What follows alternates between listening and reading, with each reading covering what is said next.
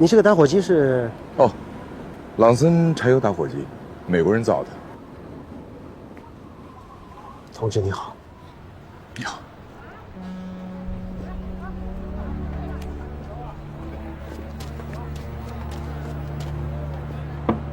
别往那边看，他们已经接头了。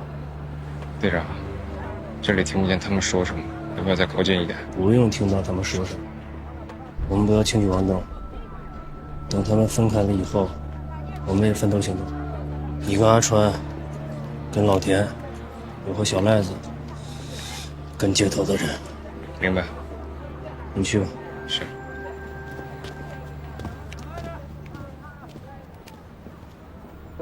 边区政府在停止了法币的流通，改用边币取而代之以后，边区的金融工作扭转了局面，边区的社会稳定性和老百姓的生活也得到了很大的改善。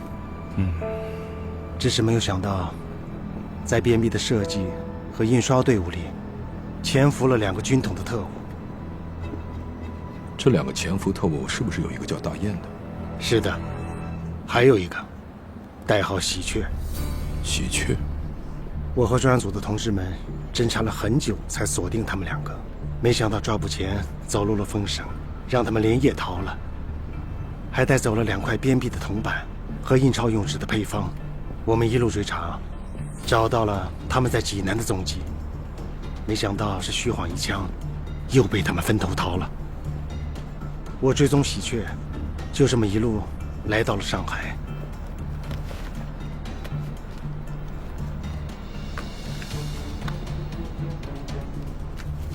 这是喜鹊，还有他的资料。后来抓到他了吗？差一点儿，还是被他逃了，我也受了伤。只能怪我自己太没用了。你们能查到潜伏特务，已经很不简单了。情况紧急，我对上海也不了解，所以只能启用上级之前交代的紧急联络程序，希望得到你们的帮助。我会尽快召集几个情报站的负责同志，一起商讨此事。喜鹊的左臂和腹部都中了枪，我想他一定躲在某处养伤。后面你有什么安排？等我伤养好了，我要加入你们的行动。不着急，先好好养伤。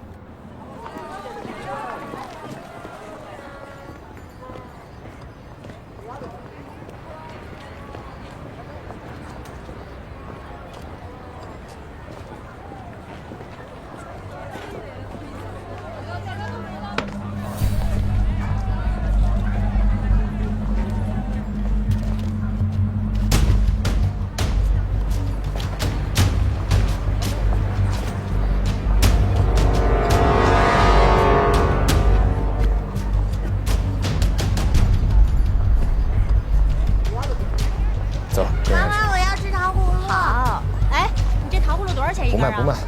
哎，起开！干嘛呀？你不卖你就不卖，我说了不卖。小孩啊你！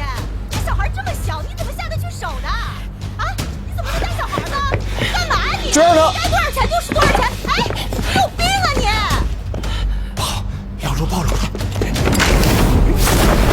别动！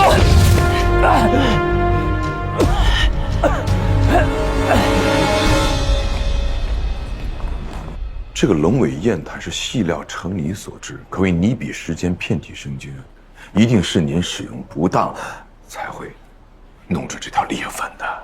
不是，我说陆老板，我用它磨墨写字，又不是当刀切板，怎么会使用不当呢？再说了啊，您这个维修费实在是太贵了点吧？为了修补这条裂纹，我用石粉调成胶泥，打磨润滑之后，又用黄蜡和上墨，着上色啊！你看，完好如初吧？还能看到那条裂纹吗？是看不到了。但是陆老板，当初您给我吹的可是天花乱坠啊，什么敲之有声，断之无口，可我没用几回就裂纹了。我说您不会卖我的这个是赝品吧？不是您怎么说话的？哎，卢老板，我照顾您这么多回生意了啊，您要是再卖我赝品，那太不厚道。二位，不不是你还让不让我做生意了？哎，老陆，上回向组织提交的申请，组织有回复吗？说我的砚台是赝品，别生气啊，快告诉我。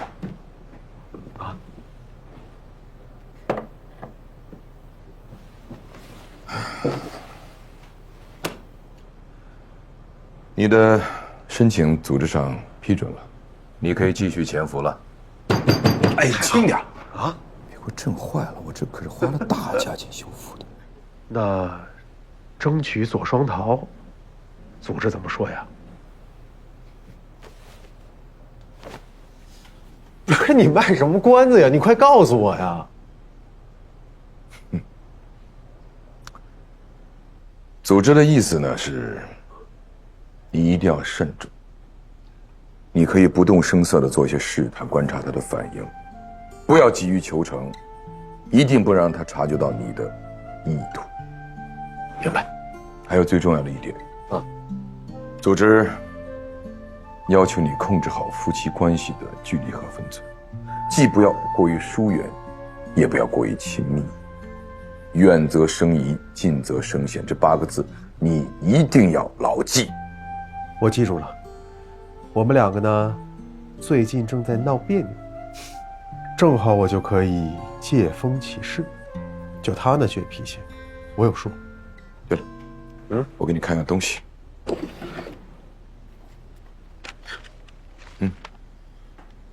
这什么呀？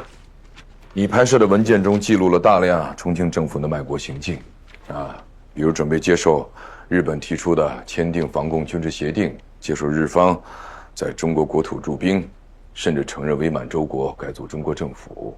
新闻刊出后，国内国际舆论一片哗然，一致谴责蒋介石的卖国主义政策。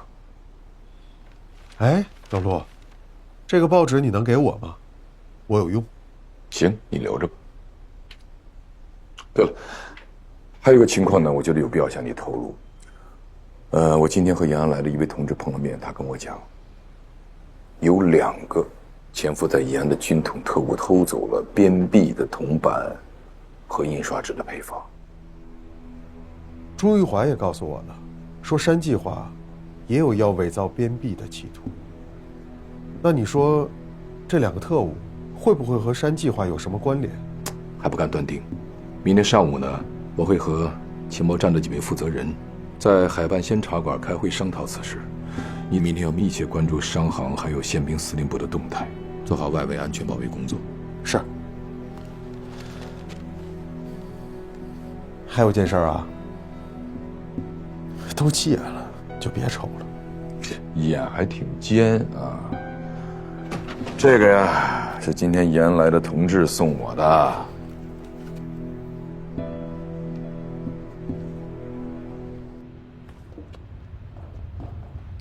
田大哥，田大哥，你来上海的任务是什么？除了在外滩跟你接头的那个联络人，还有其他联络人吗？不对，任务是什么？是抗日救国。不对，联络人是中国人。我知道你什么都不会说了，没有关系，我们已经跟踪你之前的那个联络人，顺着他这根藤，就会查出很多的瓜。现在有没有你，无所谓了。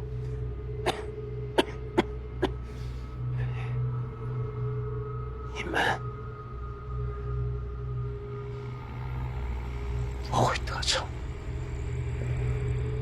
那你就看看。不对，你也看不到了。都死到临头了，嘴还这么硬。那就把它扔在这儿吧。明天让2把刀来收尸。是。我有个请求。说。我想抽支烟。不用，我口袋里有。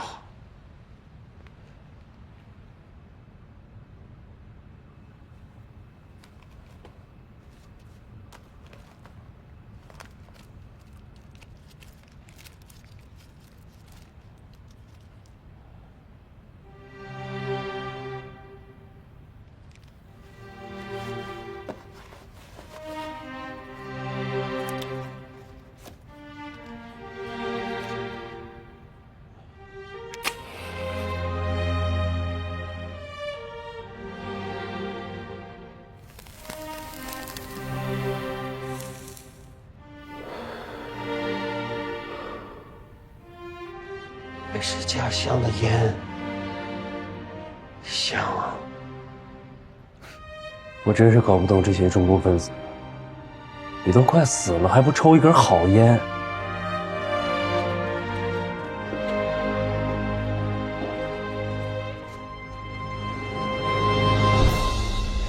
我可以回家了。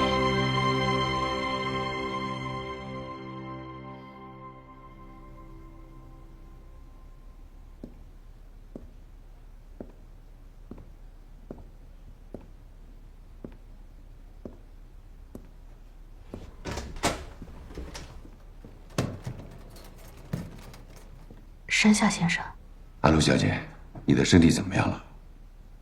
啊，好多了，谢谢。知道你经历了痛苦，一直没有来打扰你。今天知道你住院，我特地前来为你敬贺。是啊，韩露小姐，山下先生还专门为你准备了香槟呢。谢谢山下先生的好意，不过我最近还是想一个人静一静。安陆小姐，我也是经历过死亡的人，是死亡让我开始了新的人生。我希望安陆小姐也能从此迎来新生。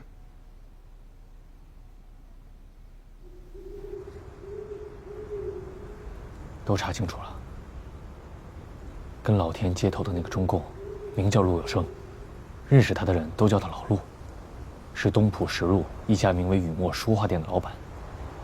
雨墨书画店，啊，我们还有更重大的收获。今天我们在书画店周围蹲守的时候，陈科长刚刚好也来了。陈家平，啊，他去干什么？好像修了一个什么砚台。砚台？我们又问了书画店周围的人，陈科长是那家店的常客，经常来。怪不得在外滩的时候，我觉得老陆眼熟，他肯定在我们上海附近出现过。队长，看来你之前的怀疑都是对的，陈家平就是潜伏的中共，这回总算是板上钉钉了。那如果陈家平说他去老陆店里就是为了买笔墨纸砚，并不知道老陆的真实身份，怎么办呀？那就直接把老陆抓起来，逼他指认陈家平。对付共产党，你这招行不通，要有耐心。虾米钓小鱼，小鱼钓大鱼。我反思我之前犯下的错误，就是因为太没有耐心。那之后还是继续监视吗？继续监视，要万分谨慎，万般耐心，心坚，铁杵磨成针。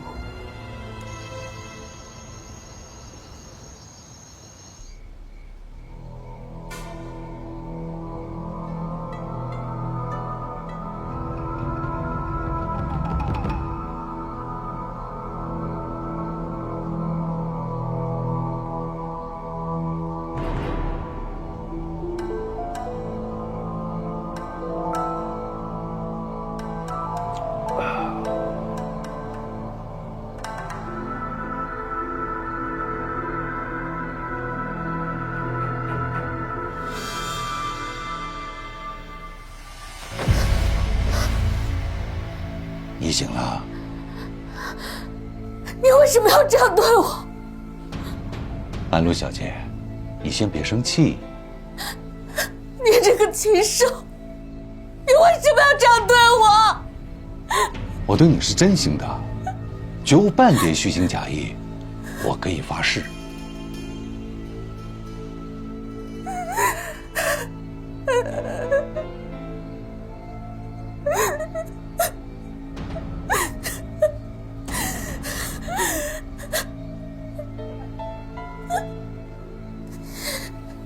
你以为你这样做，我就能接受你吗？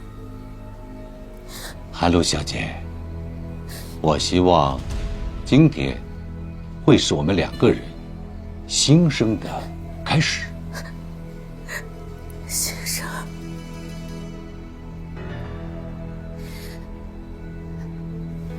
你侮辱了我，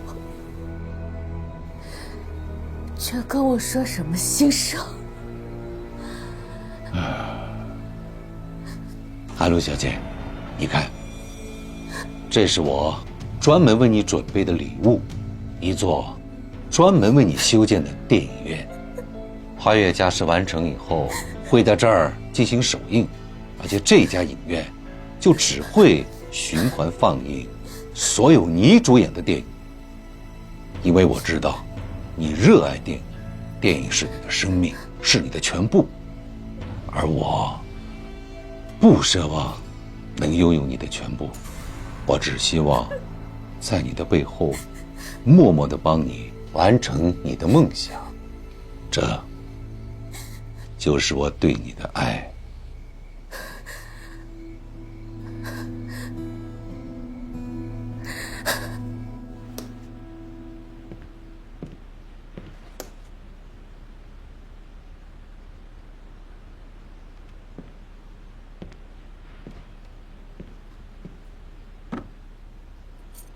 果果，果果，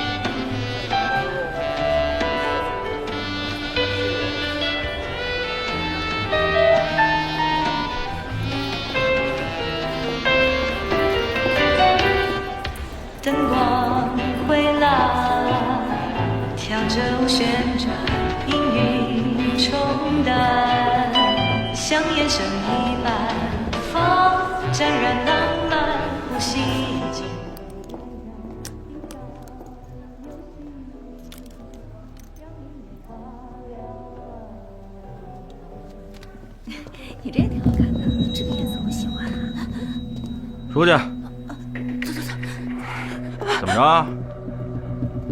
红玲小姐，这都已经3天了，上个月的赌债，什么时候结啊？再给我2天时间，我马上就要发薪水了。薪水？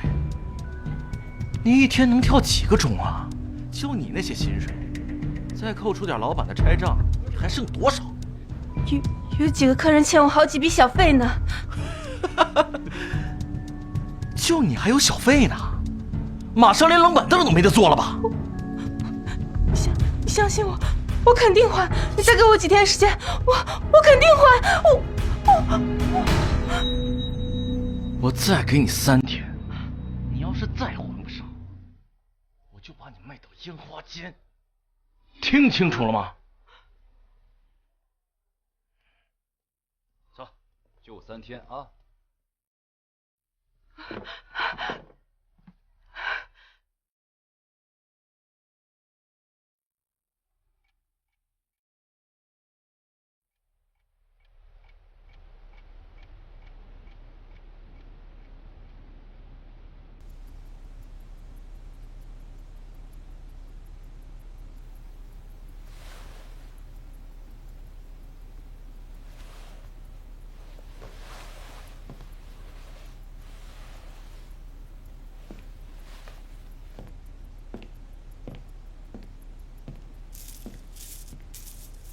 一场游戏让你眼花缭乱，夜色震撼，气氛有点眼神躲闪，掩饰着不安。谁光试探，爱情在空中弥漫。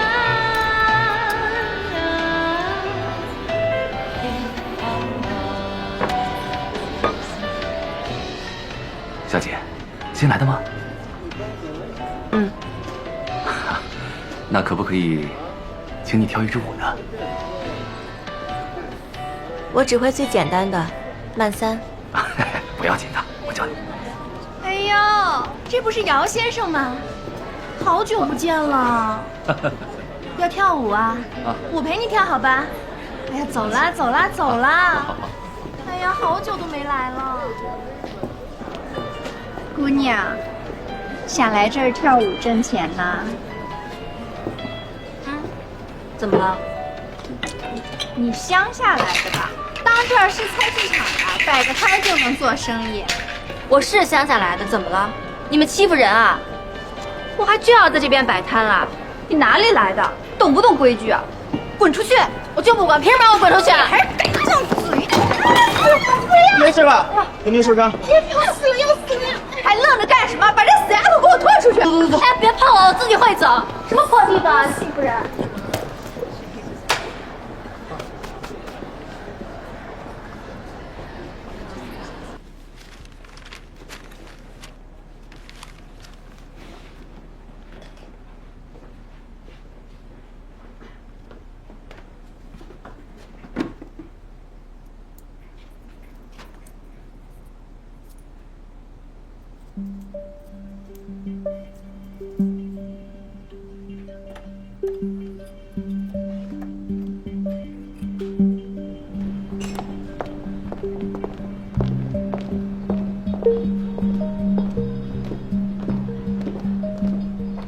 对不起啊，刚才弄脏你衣服了。你就是那个，多少钱？我赔你。赔我？你赔得起吗？我有钱的。我这身旗袍可是红腹记定做的，真丝的，50多块钱呢，洗都不能洗。给你这么一弄，全完了。你看，真有钱。60。哎呦，姑娘，你怎么随身带这么多钱呢？老不安全了。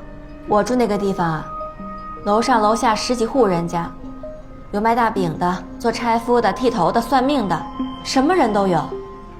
好像还有2个扒手。那这钱放家里，哪里敢啊？只好带在身上。你怎么想当舞女，又什么都不懂啊？我看你这穿着打扮，也不像乡下来的。你哪里来的？老家宜兴的。哦，来上海做什么？不久前，我爹病逝了，我妈在我3岁的时候就没了，我一个人无依无靠的。自从这日本人来了以后，那我家里酱园生意也没得做了，我只好变卖了家当，说投奔一个上海的远房表姐。可谁知道她早搬家了。我这找了他2个月都没有找到，房租、吃喝都要钱的吧？是，我是有这些钱，总这样下去也不行啊。我看电影里面说做舞女很挣钱，我就想跑来试试，可没想到这里有这个规矩，那个讲究的，我哪里懂啊？我还被人家这样推了下脑袋。从小到大，我可没有受到过这样的委屈。这舞女也不是想当就能当的。多大了？20。条子还不错，脸蛋儿也挺漂亮。那你会跳什么舞啊？慢三。还有呢？没了。只会慢三啊？华尔兹、布鲁斯、胡步、探戈、恰恰恰，一样都不会啊？那没搞头了。别啊，姐姐，我看你是个好人，你要不教教我？教你？嗯。那我可是要收学费的。那没问题啊，有钱的。你要收多少学费啊？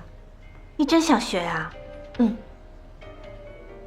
那就跟我们上班一样，1个钟2块。2块？行，不贵的。那你想在哪儿学？去我家，不过地方有点小，不到5平吧，还摆了张床和桌子。那你怎么跳舞啊？打麻将都不够地方的。那怎么办？这样吧，到我家吧，不过就得按出街钟算了啊，1个钟5块，一下翻了1倍多呢。你有搞清楚啊？我蔡红玲以前在百乐门可是跳头场的，排队买舞票的人都排到马路对面去了，都是来捧我场的。你想啊，你现在花这些钱，等你学会了也跳上头场了，到时候舞票有提成，钟点费有抽头，最了不得的是客人的小费呀，塞到你包里装都装不下的。那可太好了，姐姐，我今天就想学。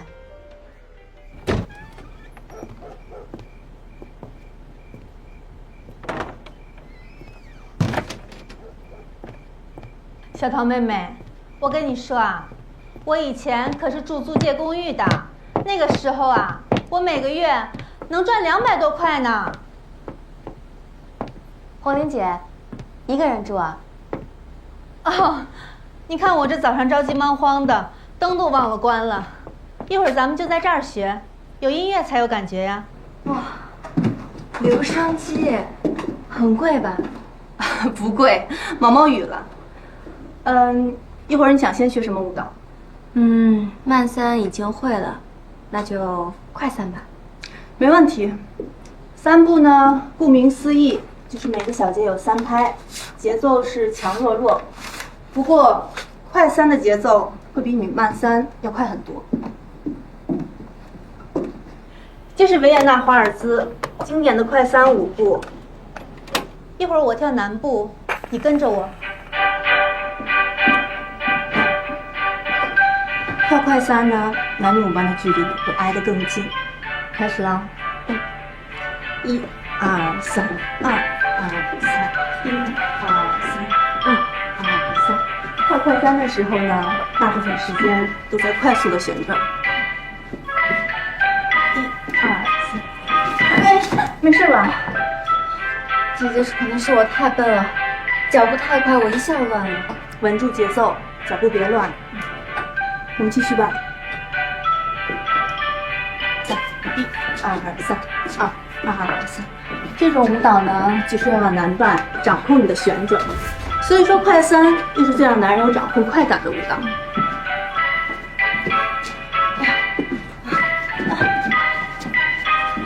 晕了啊，实在是太晕了，我可能得缓缓。那你先歇会儿，咱们一会儿再练。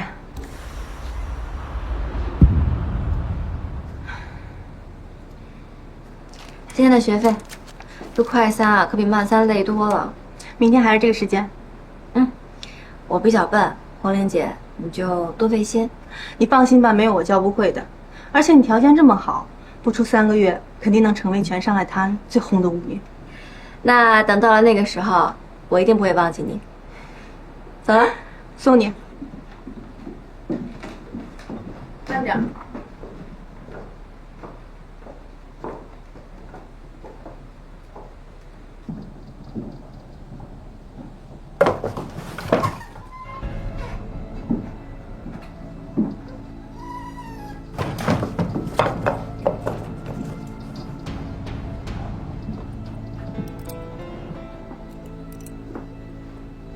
那个女的是什么人？你不都听到了？跟我学跳舞的。我不是跟你说过，不要带任何人来家里吗？每天给你买药买吃的，不花钱啊。再说马上下个月又要交房租了，钱都不知道从哪里来。你要是安安心心的当舞女，不去赌牌九，何至于会这样？你还怪我了？你不要小看那个姑娘啊，钞票老多嘞。等我谈成了这桩生意，咱俩不愁吃喝，还在乎那点钱。你说了这么半天，也不说谈什么生意，也不说跟谁谈，我能指望你什么呀？我让你把垃圾桶的东西扔了，你扔了吗？我今天累都累死了，明天再扔不一样吗？万一被那个女的看见怎么办？看见就看见了呗。说什么你都不听，万一她不是来学跳舞的，你知不知道现在中共和军统都在追杀我？他怎么可能是？我问你，他明天还来吗？说好的，是要来的。明天晚上把他干掉。你疯了！杀人这种事情我干不来的。那你还想不想跟我走？啊？那我也不能杀人呢。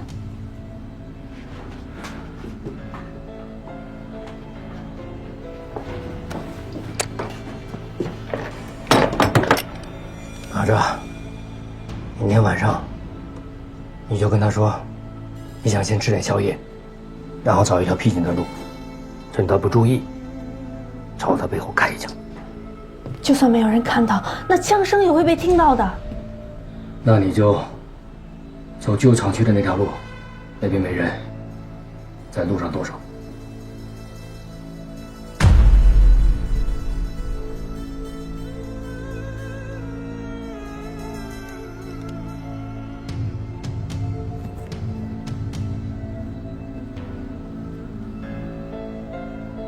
你知不知道，我手里的这个东西是多么的价值连城？所以我们现在必须万分小心，不能有丝毫差错。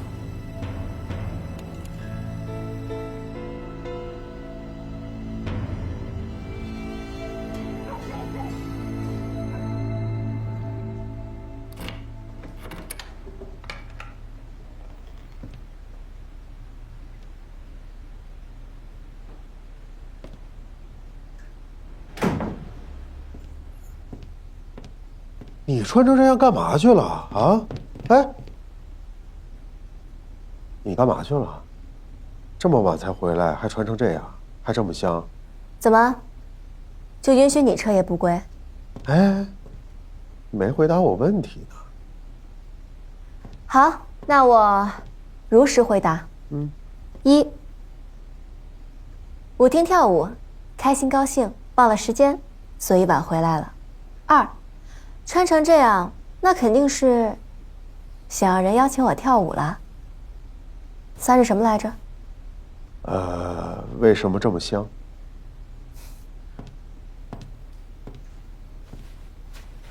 好闻吗？法国的。好闻，但是舞厅这种地方吧，你是不是不太适合去？我怎么不能去啊？你是觉得我脸不行，还是身材不行？但是身份不行啊！你看，你是我老婆，是已婚的少妇。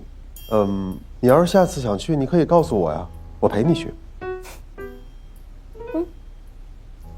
哎，我突然想到一句话，就说啊，这有的人呢，心里面小辫子还没剪干净。说的就是你吧？还陪我去舞厅，我可听说你陪那个大明星1晚上没回来。啊，你先别生气，是不是？我那个就是朋友之间的关心。那你告诉我，你跟谁去的？男的还是女的？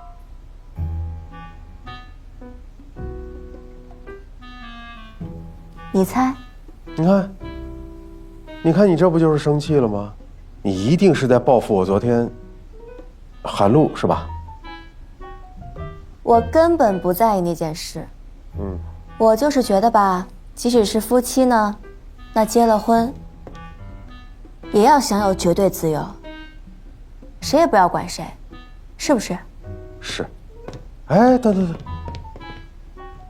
我还没问你呢，为什么把门锁也给换了呀？从今往后，我睡床，你睡沙发。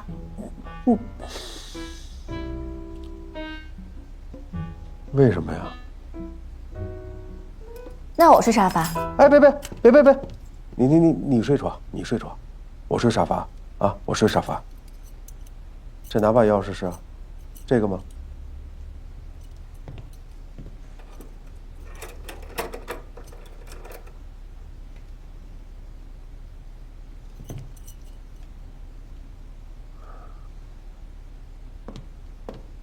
哎呀，上海的夜生活可真丰富，以前我可白活了。你说，明天我穿哪身旗袍呀？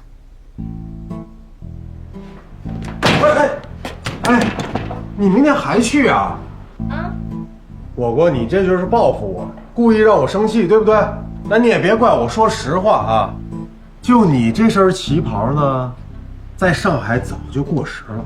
你穿成这样去舞厅，人家就会认为你只是个卖花的乡下小妹。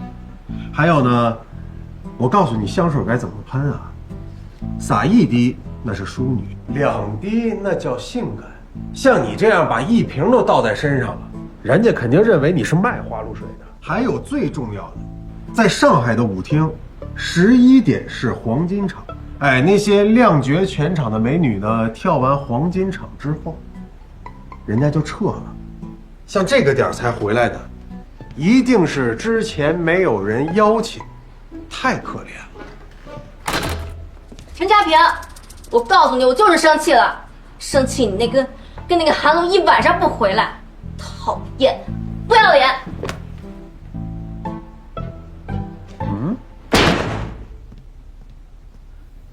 好了，这下一闹，相当长的一段时间内都能保持距离了。但愿他不要真的生我的气吧。还有啊，别乱翻我东西啊！什么东西？放在床底下的那些可都是和平政府重点防范的危险思想，你千万不许乱看啊！谁要看啊？我睡觉了。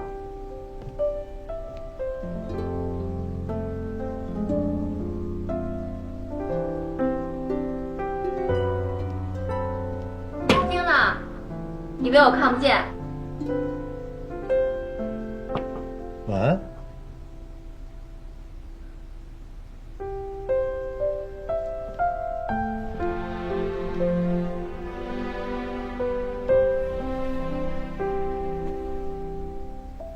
好了，这下一闹，这几天晚上去执行任务都没问题了。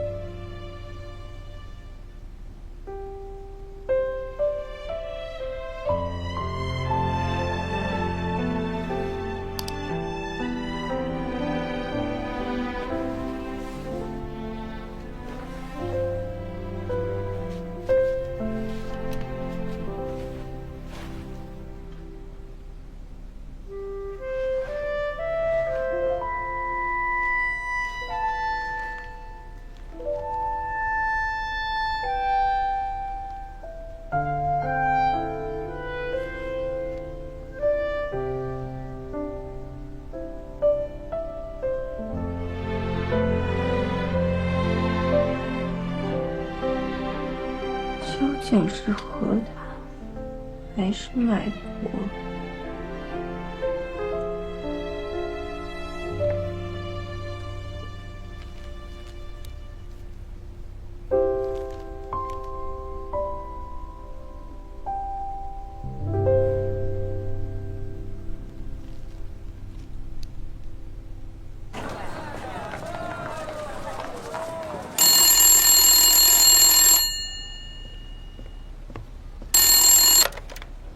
喂，羽毛绣花店。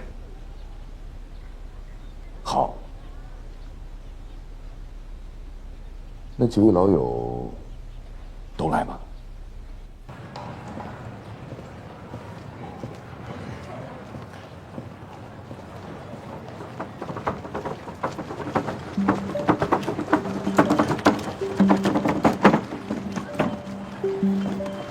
二把刀。哟，陈科长，你这拉的什么呀？甘草。这甘草里面怎么还躺着人？昨天，赵队长他们抓了一名中共分子，死了，让我运出去扔了，惨哟！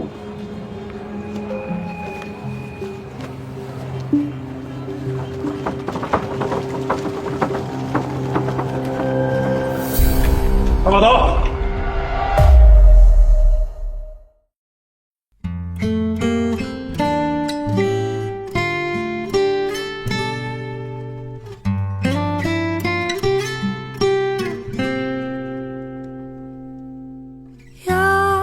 苏醒，时光轻轻坠落的曾经，深埋在回忆里的姓名，像颠簸浮名。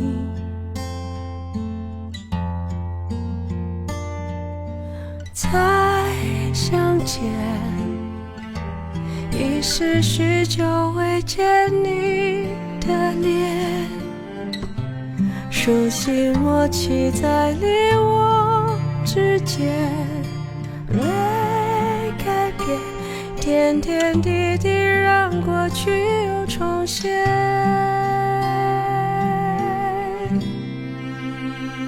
那红色的火焰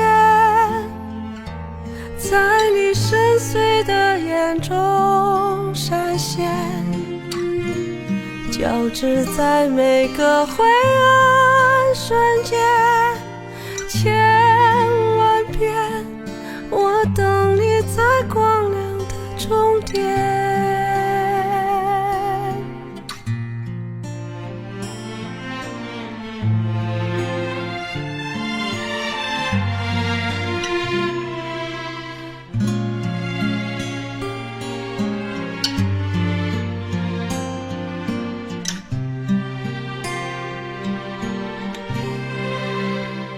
那红色的火焰在你深邃的眼中闪现，